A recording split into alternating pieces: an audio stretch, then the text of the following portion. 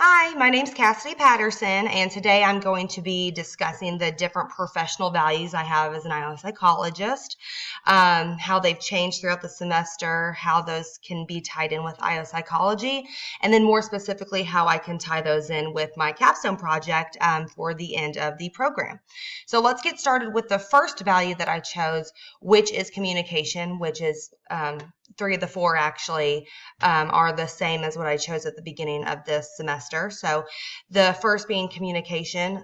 Of course, you're going to be working with a ton of different people. You're going to have a lot of plans, a lot of timelines, a lot of questions. You have to be able to properly communicate with your clients, with the different SMEs, with different members of maybe even your own consulting team. So to be able to have that open and honest line of communication definitely helps keep the projects and the timelines smooth and transition well into the next step of the process, and it really helps keep the client's mind at ease, knowing exactly what you're going to be doing and how they're going to be helping, and you have to be able to communicate that effectively.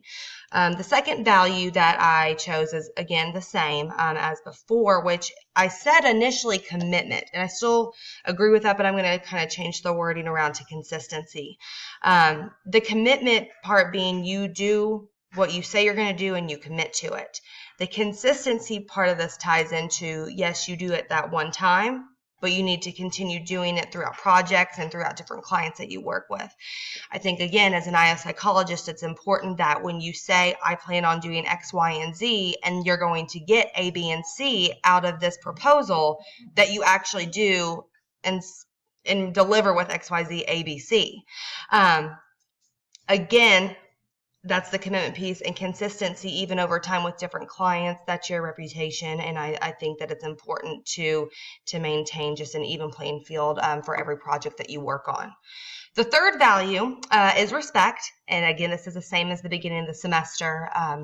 We've talked a lot in this class about how we're going to be working with all different levels of people, different types of people, people from different backgrounds. And this ties in actually a little bit with the commitment or with the communication piece, I'm sorry. Just because you're going to be communicating with all these different types of people, you need to learn how to do that in a respectful manner. Not only that, but you're going to be kind of giving maybe some uneasy information to the client because you're going to be addressing issues that they may or may not know that they have, and it's hard for them to change what they're doing. So by delivering that in a respectful manner, that information, it would make them more likely to change and not resist the information that you're trying to tell them. And last, just to tie everything together, I think it's extremely important to have integrity with everything you do, and to make sure that you're doing it for the right reason and not anything for personal gain. So let's talk now about how all four of these values tie in with each other. And if I had to describe one way that they all integrate within each other, I would definitely say that all these values are people-oriented, which is interesting because that's how my DISC assessment described me, as being very people-oriented. So with all four of these values, they are all used for the good of the other person. So for the good of my client, I definitely want to have good communication for their sake. I want to have consistency for their sake. I want to respect them, and I want to have integrity to help them.